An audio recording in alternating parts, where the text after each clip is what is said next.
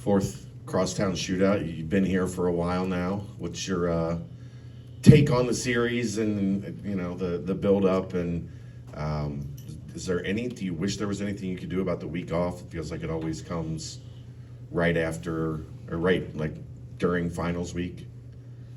Yeah, it's like I've always said. It's one of the best rivalries in college sports, and this is a sports town. I've thought that before I came here. Now I feel like a Cincinnatian, and this is one of the best sports towns in the United States, and college basketball is a big part of that, and this game's a big part of that. So that's become more clear. You think that from a distance, but it's been more clear living here. What was the next question? Having the game always kind of fall right after the end of finals week, where you're not allowed to play a game during finals week, are you? We tried to schedule a game Tuesday. With the Howard game, we actually scheduled it Tuesday, but was retroactively told that we couldn't do that, so we had to go back. And Kenny Blakeney was really kind because we moved it once to try to play on Tuesday night because we haven't done that. It's just a long time between games this time of year, but the university didn't feel right about doing that during finals, so we played on Sunday. They used to do the big thing down at the Skyline downtown. You were there last year. The city used to have, in addition to that, a party, and the mayors would be there. It was like a week-long festive deal. Is it safe to say you would just soon be in the gym? I don't really have an opinion one way or the other. As I remind our players and our staff all the time, there's responsibilities that come with the positions that we're in. I accept my responsibilities. If it's to show up to an event, I'm going to gladly be there and represent the university the right way. And I expect the same thing from our players. So when there's things that we need to do within our roles, we're going to do them. And if those things are canceled, then we're just going to move on to the next thing. We've had some weird things happen in this series. Trayvon Blewett scoring like 30 points and a half. Jaron Cumberland, Quincy Oliveri last year.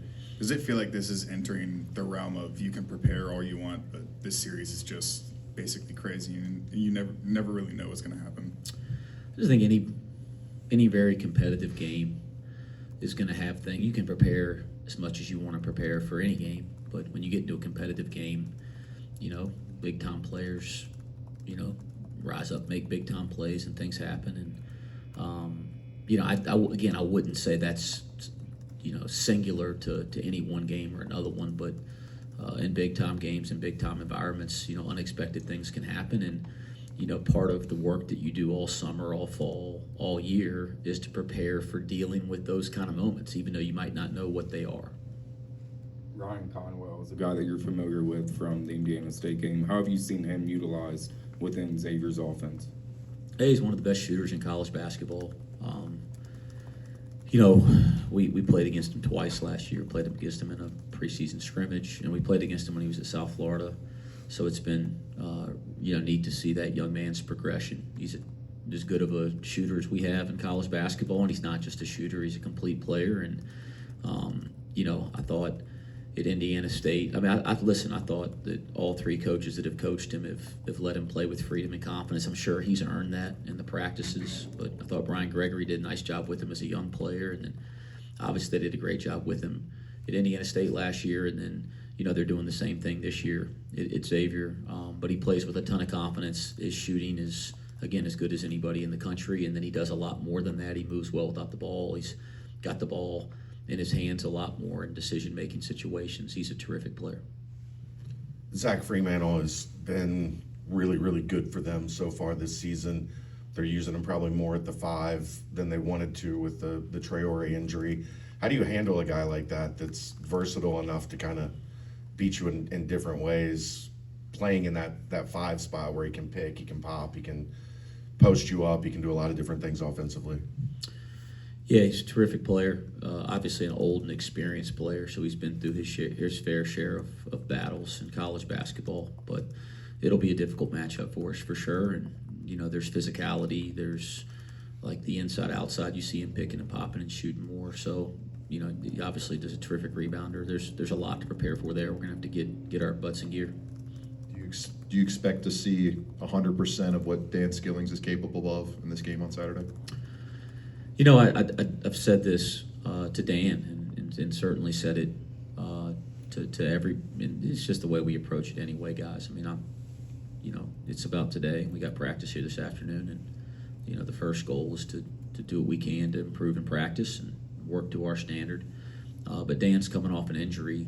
You know, for me to think about what he's going to look like on Saturday is a waste of my dang time. You know, I thought it was really important that he got those minutes and you know, got into a real game to kind of knock some of the dust off and get some confidence in his body. And I thought he did that Sunday. And you know, we held him out of practice yesterday for no reason other than precautionary. And you know, we'll practice here today, and you know, he'll be full go, full steam ahead, and then we'll kind of see how he feels tomorrow. But you know, trying to project 4 or 5 days out when he's just in the beginning of his, you know, return to 5-on-5 everyday activity. I mean, he's been in a return to play for weeks now, but now he's in that, you know, full green means go process of his return to play. We'll just take it one day at a time. Talked about Tyler Betsy having that foot issue before Alabama State. Looked like he might have re-aggravated it on Sunday. Do you have an update on where he stands? Is he fully healthy? Yeah, he was. Yeah, I think he had a little discomfort in the game, and then came out and said he was good and went back in. I thought he looked fine. He looked fine yesterday in practice. It's, you know, scans, MRIs. We've done the whole thing, and you know, everything's intact and everything looks good there. So it's like a soft tissue discomfort thing, but nothing serious. And you know, again, him practicing every day and continuing to put days together. When he's done that, he's played well beyond his years as a freshman, and we certainly know how talented he is. So it's important he's back in the gym putting days together, and he did that yesterday, and my expectation is he'll do that again today. You've answered this in past years, I'm sure, but the intensity and uniqueness of this rivalry, you know, Duke, North Carolina, you had another shot, if not 2 other shots at him. This is a one-off. Yeah, you know, and I think people in this community understand it, you know. So, you know, if somebody from outside this community wants to hear about it, I'll tell them. But I mean, the people in this community understand, you know, the nature of this game, and certainly I do now after living here for 3.5 years. Back on the scheduling thing, you've got 6 days between your Howard and Xavier, and then another 6 days between Xavier and Dayton. Do you think the Big 12, now that you're going to 20 league games, you're doing it in 10 weeks, do you think the league maybe needs to look at doing what some of these conferences that are playing 20 games and sneak in a conference game or 2 early in December or middle of December so that you actually get a bye week built in and you don't have these week-long layoffs between games? Yeah, I certainly have opinions, but I also know my place, and we're new to the league. Cincinnati, we're new to this league and trying to earn our stripes in this league, so I'll just leave my opinions to myself. Seems like Xavier's really Sorry. Seems like Xavier's come out with more intensity from the start. How do you keep your guys focused on it being a full 40 minutes, not getting too high or too low within this rivalry game?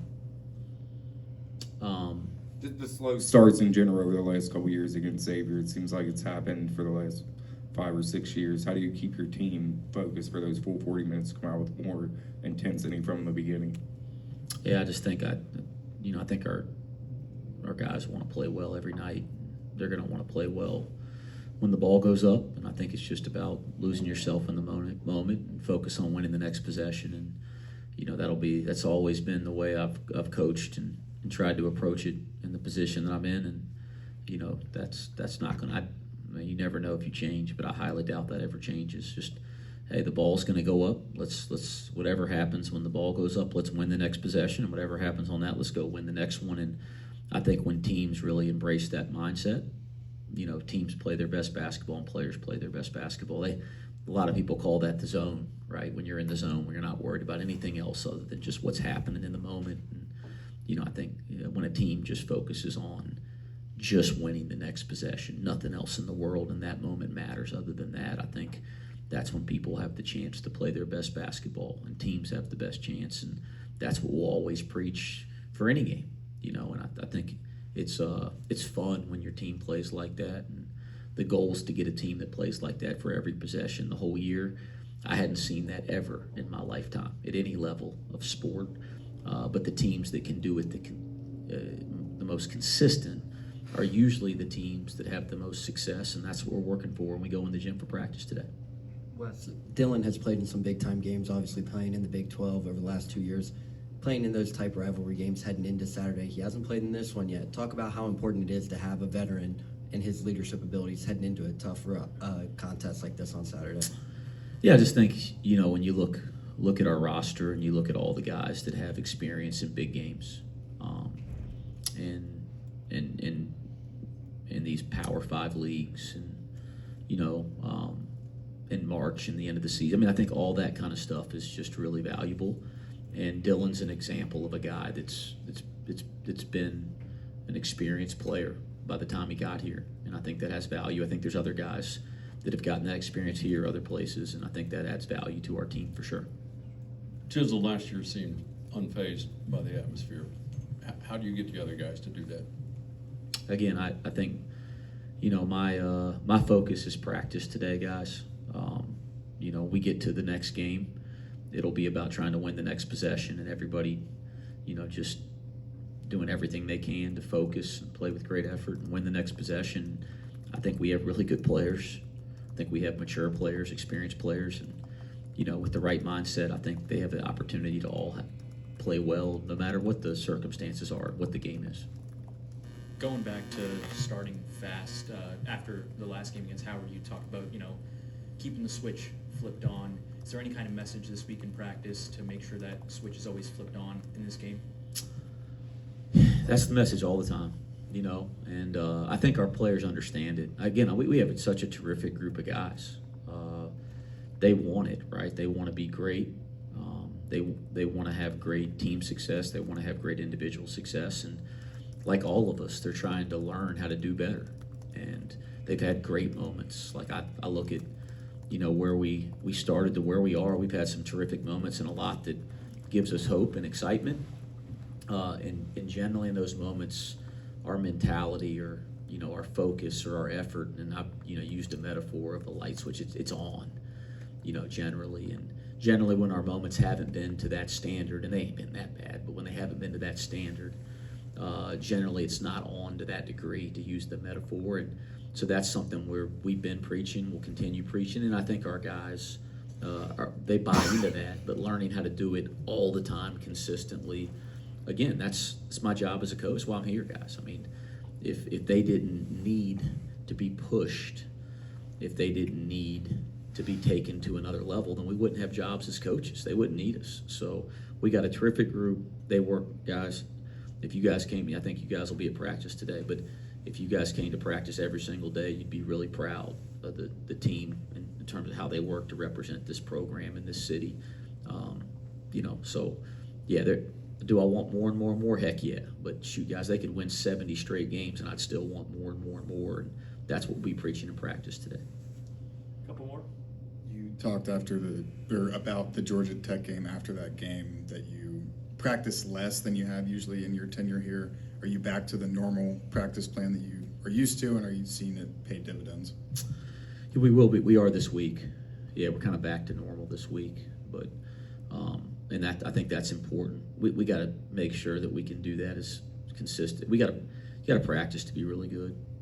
Now you can't go the wrong way and overdo it, but we're trying to get back to being able to do the things that we prefer to do on an everyday basis in terms of practice and development and the work and all that. And again, our guys haven't resisted that at all, but we made some choices a couple weeks ago just with some stuff going on health-wise, and but hopefully we're back to normal throughout the course of this week. On a lighter note, this week, are you putting CMOS in bubble wrap when walking across the street? Yeah, just all those drivers out there, be careful. Don't run over anybody. That's what I should say. If anybody in this community's listened to me, and I'll talk to my dang self, don't look at your phone while you're driving, and you got to take your own advice sometimes, and